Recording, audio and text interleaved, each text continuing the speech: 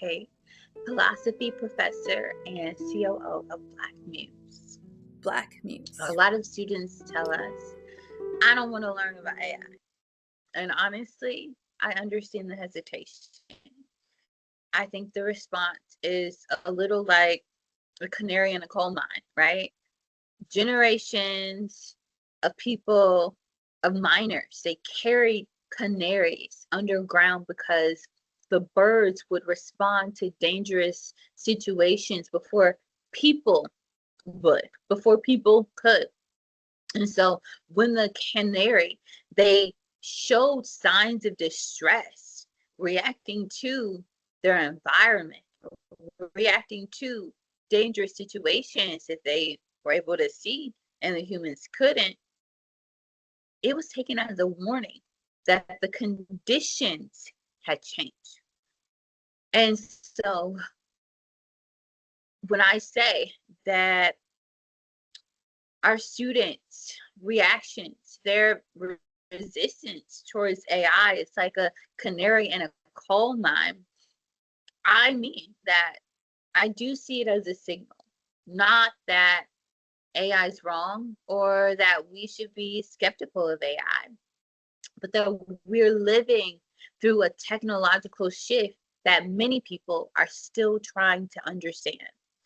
And as we try to grapple with the ethics around all of it, whether it be, people losing their jobs or the loss of creativity, people are investing in AI.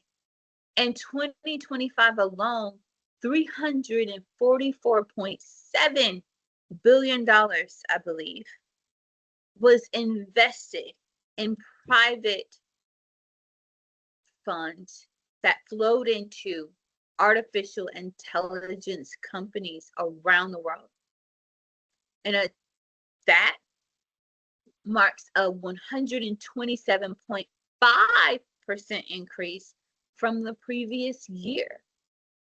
And nearly half of that, so that's 170.9 billion, went into generative artificial intelligence.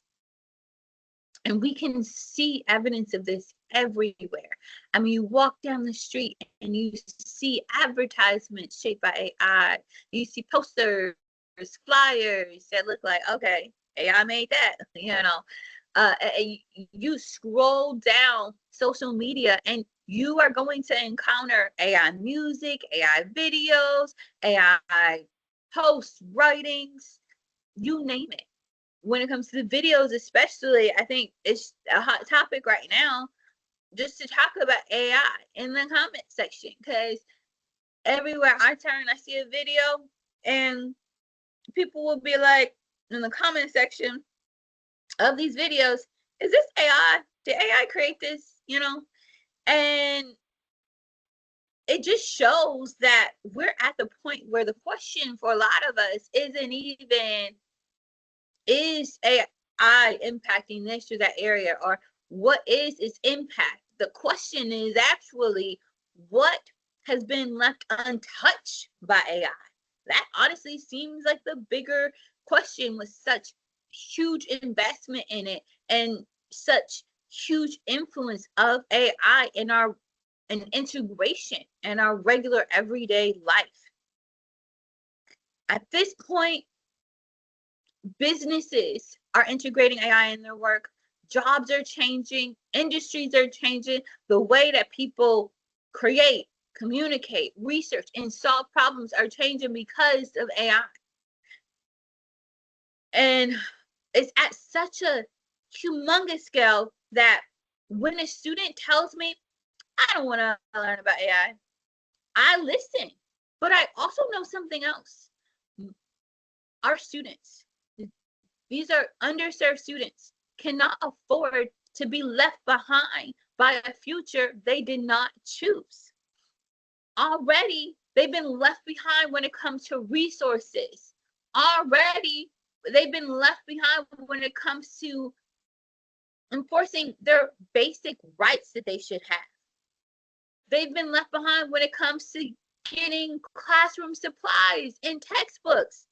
I'm definitely not going to condone or be a part of having students, young people, disempowered people be left behind when it comes to technology, emerging technology that's right at their fingertips. One thing that I love about what BlackMuse is doing right now, and this is one of the primary ways in which I've really been able to engage with people and help them with technology, help them be able to harness and wield technology as a vessel to be able to do many different things, whether it be social change or creating their business.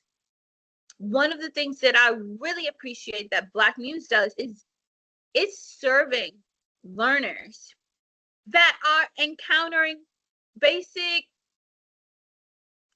computer training questions that may not confidently navigate keyboards, browsers, or digital platforms. And when it engages with those people and when it engages with those learners,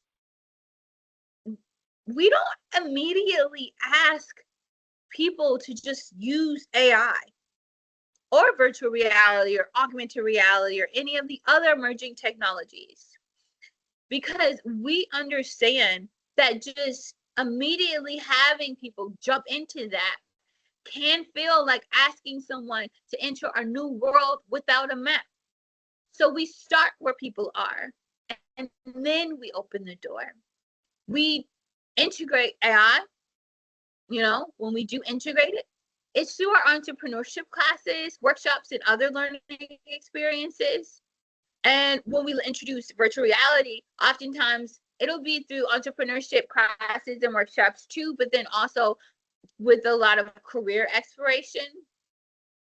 And I think that's the same thing when it comes to augmented reality, but we also do robotics, 3D technology, digital archives, and we use so many other emerging tools as opportunities to learn, create, and experiment.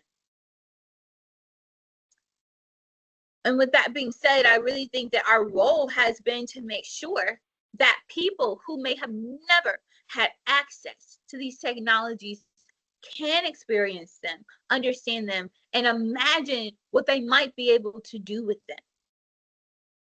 And that's meant bringing virtual reality into community workshops. It's meant letting people who have never had virtual reality or MetaQuest headsets step into that immersive environment.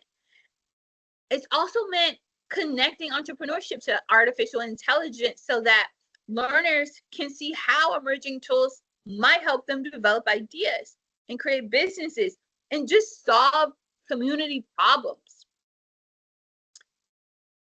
And all in all, I think that it's meant introducing technology gradually enough that it becomes approachable rather than intimidating.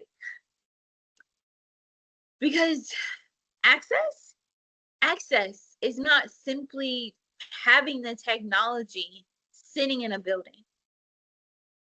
I've been to schools where they just had robot kits or they've had holograms in the classrooms or 3D printing in the classrooms. And I see that a lot of students may not know how to use that technology. So yeah, access is not simply having the technology sitting in a building. Access is knowing how to use it. And sometimes access begins with saying, here, put this headset on, let me show you, That's part of what BlackMuse means when we talk about bringing Wakanda to the people. Not Wakanda as a fantasy, Wakanda as a way of thinking about what becomes possible when advanced technology, culture, creativity, history, community, and human possibility exists together. We bring the tools, we create the space, and we let people explore. And then we ask them what they want to build. We don't use technology for technology's sake. We use it because the world is changing, and the people who have historically been given the least access to emerging technologies should not be the people who arrive at the future last. If this is the direction that the world is going with this technological revolution, and by all the investments, I mean, it would indicate that there's a huge force moving us in that direction. Our students, they deserve to know how to navigate it. They deserve the tools. They deserve to question the tools. They deserve to build with the tools and the opportunity to decide what those tools can become in their hands. That is BlackMuse. That's what BlackMuse is about. As a philosophy professor, I have had such a joy in being able to partner and do this work with so many different companies, working with historical societies, working with schools, working with, state institutions to be able to bring Wakanda to the people. My philosophy of education demands that we start with love. And to me, that looks like bringing resources to the people. It looks like bringing Wakanda to the people. And I'm just so grateful to be able to do this work with BlackMuse.